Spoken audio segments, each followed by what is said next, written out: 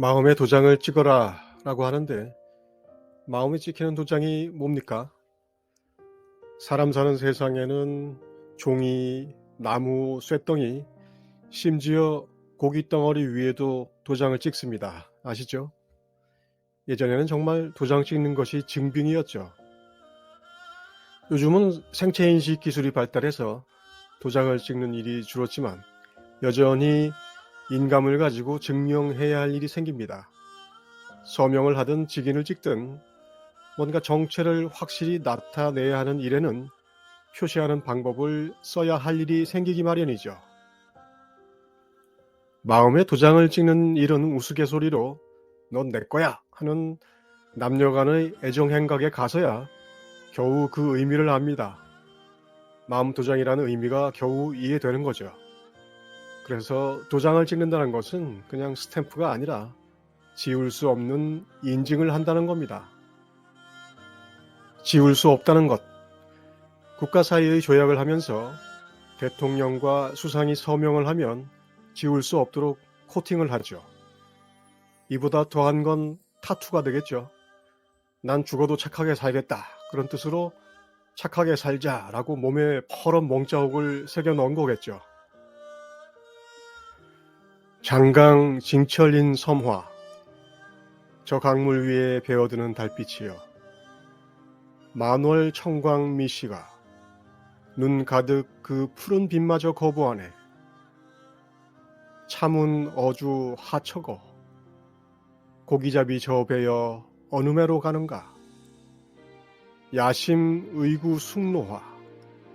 밤이 되면 어제처럼 갈숲 속에 잠드네. 이 세상에는 자국을 남기는 일이 가능하지 않습니다.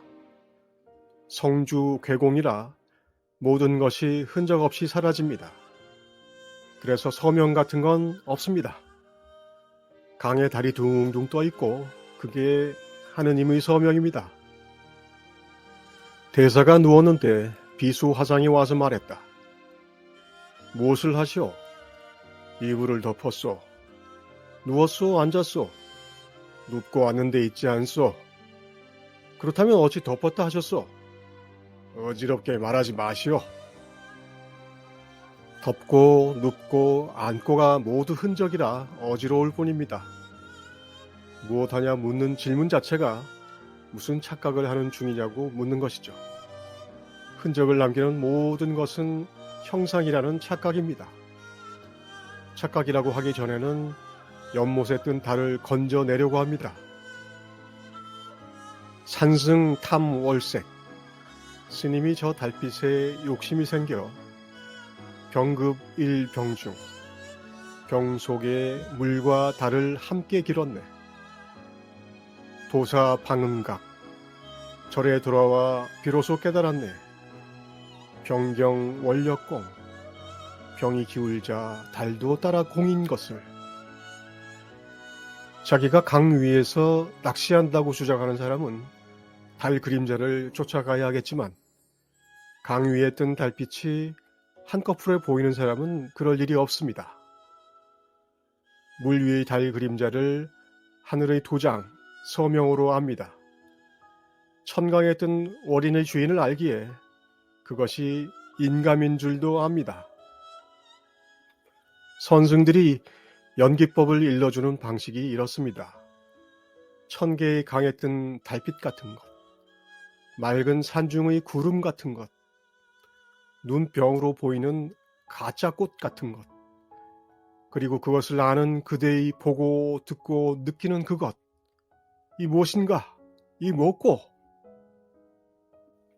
재행무상, 생주이멸의 인도식 문법과는 많이 달라 보입니다. 종교적 관점으로는 거룩함을 벗어났죠. 하지만 바로 눈앞에서 벌어지는 행주좌와 어묵동정을 이용해 개념관념으로 벌어진 거리를 줄일 뿐 다른 것이 아닙니다.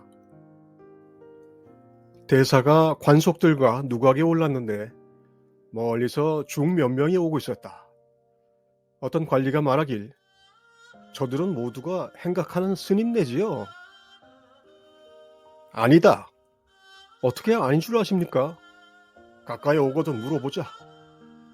중들이 누각 바로 앞을 지날 때 대사가 갑자기 스님네요 하고 부르니 중들이 모두 돌아보았다.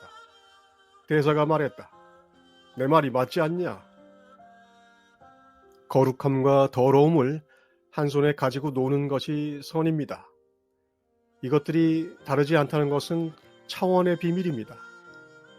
면으로만 다니는 2차원 존재에게는 3차원의 높이가 없습니다. 절대 가기 전에는 모르는 그것을 한눈에 본다는 것이 믿기지 않습니다. 대사가 불렀을 때 자신을 스님이라고 여기는 순간 나는 스님의 지위를 얻었으며 그 지위를 얻은 나는 생주이멸의 꿈속 원리에 자신을 엮어버립니다. 행각은 곧바로 짐이 되며 벗어날 방도를 지웁니다. 3차원은 잊혀지고 2차원은 굳건해집니다. 개에게도 불성이 있습니까? 없다. 왜 없습니까? 그러면 있다. 집을 떠난 탕자가 돌아오자 아버지는 반갑게 맞아들입니다. 늦었다고 꾸지람을 하거나 지난 세월을 한탄하지 않습니다. 거기에는 셈법이 없습니다. 스스로 나갔고 스스로 돌아왔습니다. 죄책도 스스로 하는 것이라 남는 것은 스스로뿐입니다. 신약 성경에는 아들이 자기 발로 돌아왔지만 법화경에서는 탕자가 집 근처로 우연히 지나가다가 아버지에게 발견됩니다. 탕자는 떠난 지가 너무 오래되어 아버지를 알아보지 못합니다.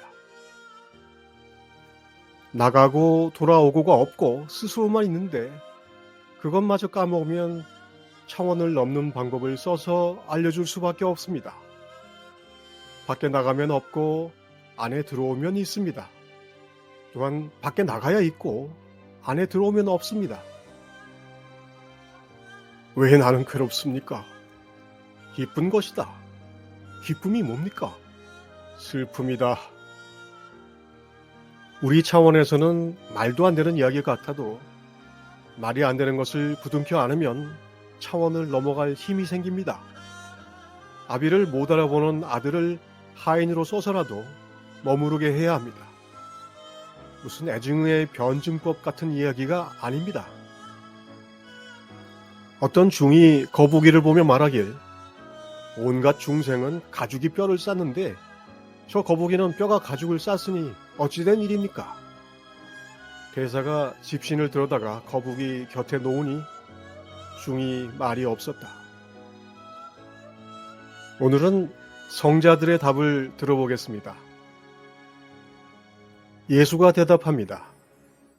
하늘나라가 저 집신에 있냐? 거북이 뼈에 있냐? 아니면 너에게 있느냐? 석존도 대답합니다. 집신이 이리 있는 것과 거북이가 저리 있는 것은 오직 너 때문이다. 선사도 한마디 하겠습니다. 집신은 해가 없지만 너의 뼈가죽은 필시 거북을 죽일 것이다.